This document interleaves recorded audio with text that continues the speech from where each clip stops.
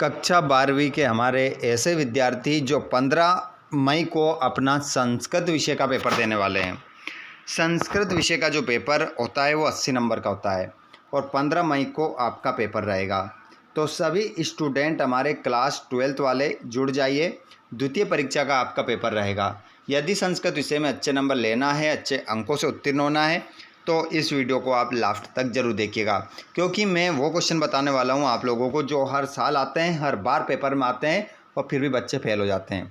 तो अब आपको चिंता करने की आवश्यकता नहीं है। आइए बच्चों, बिना देर किए हम स्टार्ट करते हैं। सेट ए का सोल्यूशन देखेंगे, उसके बाद सेट बी भी लाऊंगा।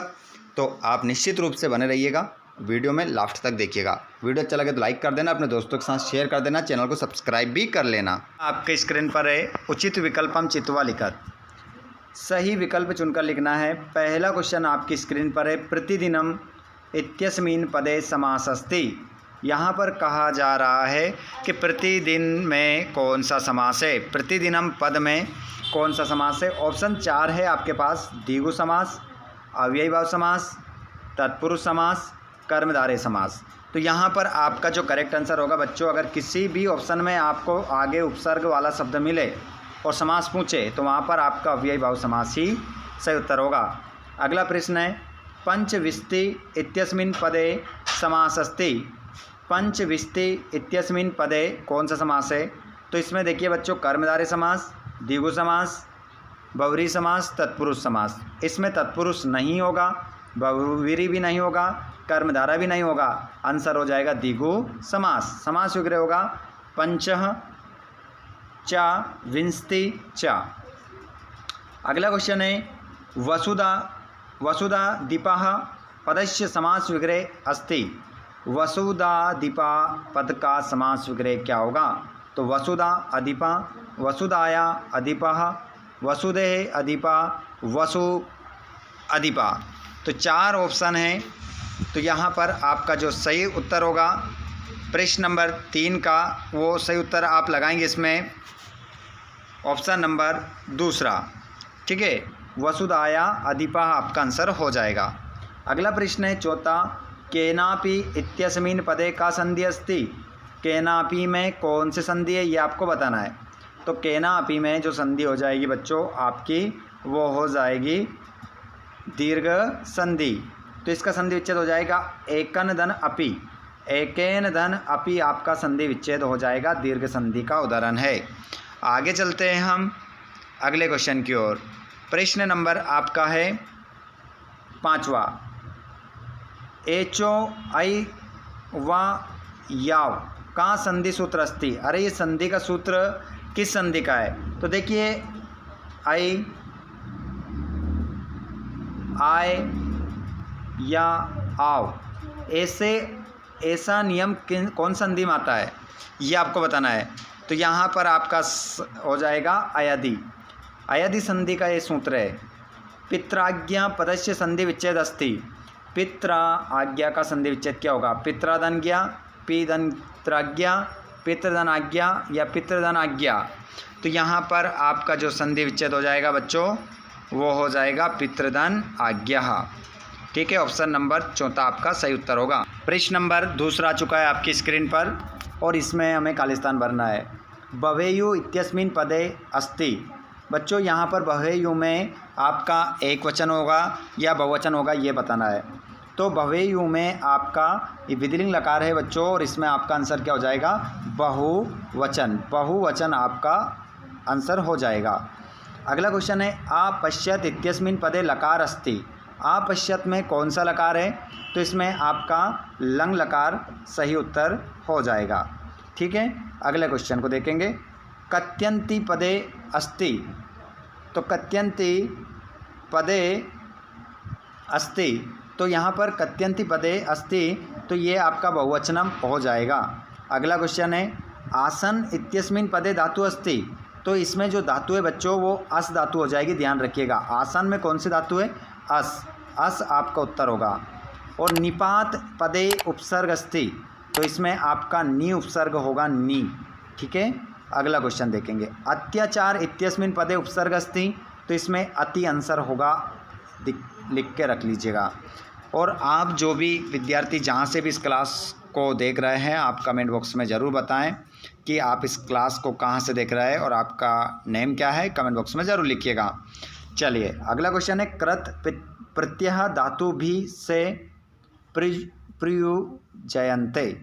तो कृत प्रत्यय में धातु भी से प्रयुज्यन्ते, तो इसमें आपका जो आंसर होगा वो हो जाएगा, जो कृत प्रत्यय है वो धातुओं के साथ लगता है, बिल्कुल साथ लगता है, तो इसमें हमारा आंसर क्या होगा, आम होगा बच्चों।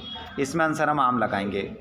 कुमारी इत्यस्मिन् पदे डीप प्रत्यय अस्ति, बिल्कुल कुमारी में कौन सा प्रत्यय है, डीप प्रत्यय आपका सही उत्तर होगा, तो इसका आंसर भी आपका आम होगा।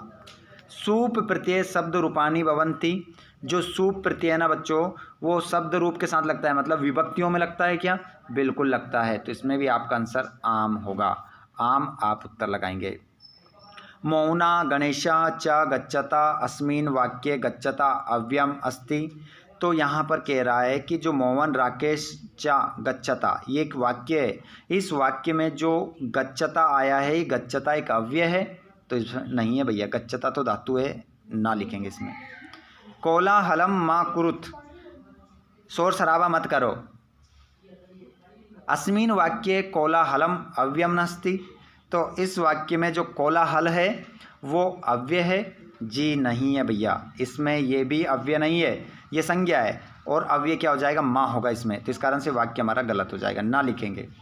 रमेश कुत्र गच्छति, रमेश कहाँ जाता है, इस वाक्य में आपको जो कुत्र आया है ये कुत्र अव्यय है, बिल्कुल अव्यय है, तो इसमें हम क्या लिख देंगे, आम लिखेंगे इसमें। आगे हम जोड़ी देखेंगे, यहाँ पर उचित विकल्प चुनकर यहाँ पर जोड़ी को हमें मिलाना है। नाका का मतलब होता है बच्चों नर्क, तो नर्क को हम किससे मिला देंगे, बताइए किससे मिलाएगा, ठीक है, तो नाका को आप मिलाएंगे शूरलोक, मूर्ख को आप मिलाएंगे पंडित से मिला देंगे, और अल्प को आप मिलाएंगे बहु से, और का विनयम ददाती, कौन विनय देती है, तो यहाँ पर विद्या आपका आंसर हो जाएगा। और त्रिविधम कश्य द्वारम, तो यहाँ पर आपका जो आंसर हो जाएगा वो हो जाएगा नरकश्य। और वेदा कति संति, वेद कितने होते हैं, तो आप सभी जानते हैं 4 होते हैं, ठीक है। और यहाँ पर एक क्वेश्चन का ध्यान से देखिएगा, दिशत दूसरा वाला हमारा छूट गया, ठीक है, तो इसको आप मिलाएंगे, दिशत को आप मिलाएंगे शत्रु से, दिशत मतलब होता है शत्रु, ठीक है। आगे हम चलते हैं अगले क्वेश्चन की ओर। एक पद में उत्तर देना है, एक पद में उत्तर देना है, और यहाँ पर आ चुका है निर्जीव वस्तु इत्यस्मिन् पदे विशेषणम किम अस्ति, तो यहाँ पर निर्जीव आपका क्या हो जाएगा बच्चों, विशेषण हो जाएगा, इसका आंसर निर्जीव ही होगा, यहीं से उतार दो आंसर। कठोर वाफने इत्यस्मिन् पदे विशेषणम किम अस्ति, तो यहाँ पर आपका विशेषण पूछ रहा है, तो आंसर हो जाएगा कठोर, कठोरे आपका आंसर हो जाएगा। सुरम पुरुषम इत्यस्मिन् पदे विशेष्य पदम किम अस्ति, तो यहाँ पर आपका विशेष्य पूछ रहा है, तो पुरुष हो जाएगा। और शेष काले अत्र विशेष्य पदम किम अस्ति, शेष काले, तो इसमें विशेष्य पद हो जाएगा कालाह, काल आपका क्या हो जाएगा, विशेष्य पद हो जाएगा, और शेष क्या हो जाएगा, विशेषण। श्री गणेशाय नमः इत्यस्मिन् पदे कारक विभक्ति च लिखत, तो यहाँ पर श्री गणेशाय में कौन सी विभक्ति लगी है, तो भैया यहाँ पर चतुर्थी विभक्ति लगी है, जिसे हम कहते हैं संप्रदान चतुर्थी विभक्ति, संप्रदान चतुर्थी विभक्ति, याद रखिएगा। और कृत पदस्य योगे विभक्ति अस्ति, कृते पदे कौन सी विभक्ति लगी है, तो कृते पदे में जो विभक्ति लगी है बच्चों षष्ठी विभक्ति आपका आंसर हो जाएगा।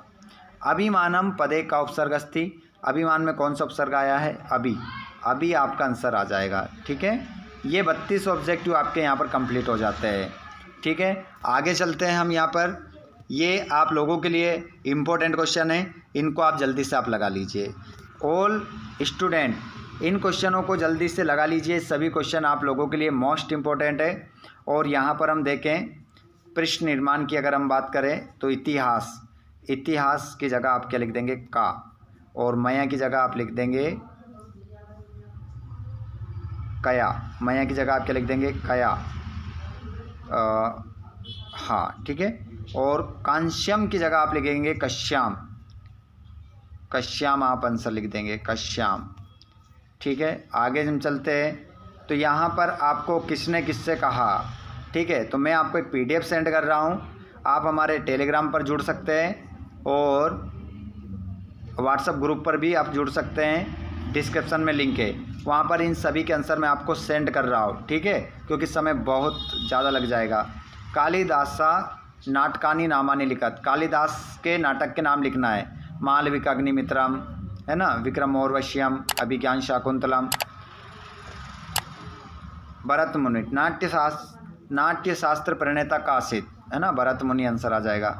आगे आप देखेंगे यहाँ पर पूरा ये क्वेश्चन पेपर है, इनको लगा लीजिए, इनके आंसर आपको मिल जाएंगे। यहाँ पर खालिस्तान देख सकते हैं। वेदम आचार्य हो, तो इसमें आपका पहले में अंत्यवासिन आ जाएगा, ठीक है। अजीर्णे वेजम, तो इसमें आपका आंसर हो जाएगा अजीर्णे वेजम, तो इसमें आंसर होगा वारी दूसरे में। और प्रताप दुर्ग द्वारिका से ध्वनिम पाद क्षेपश्य, और इसमें रघुनाम आपका आंसर हो जाएगा, ठीक है। उसमें आपको देखना है यहाँ पर शुल्क मुक्ति का अवकाश का प्रार्थना पत्र यहाँ पर। और इस खालिस्तान को आपको क्या करना है, अच्छे से रीड करना है। और यहाँ पर देखिए आपकी किताब का एक खालिस्तान है, इसको भी आपको फिल करना है, यहीं से आपको लिखना है इसको, ठीक है। तुरंत 4 खालिस्तान इसमें आप तुरंत फिल कर देंगे। और नीचे भी आप देख लेंगे। और यहाँ पर आपको एक निबंध लिखना है किसी एक विषय पर, पंडित जगन्नाथ, भाष, शूद्रक, भवभूति, किसी एक विषय पर। ये सभी आंसर मैं आपको टेलीग्राम पर दे दूँगा या फिर हमारे व्हाट्सएप ग्रुप पर दे दूँगा, दोनों की लिंक डिस्क्रिप्शन में है, ठीक है। तो ये पेपर होता है हमारा संस्कृत का यहाँ पर कंप्लीट। एक सेट और आपको मिलेगा यहाँ पर जो आपकी तैयारी को मजबूत कराएगा। चैनल पर पहली बार आए हो तो सब्सक्राइब करके रखिएगा ताकि आपको नेक्स्ट वीडियो मिल सके। सभी क्लास को लाइक ज़रूर करिए और अपने दोस्तों को भी आप शेयर कर सकते हैं इस क्लास को। धन्यवाद, थैंक्स फॉर वॉचिंग।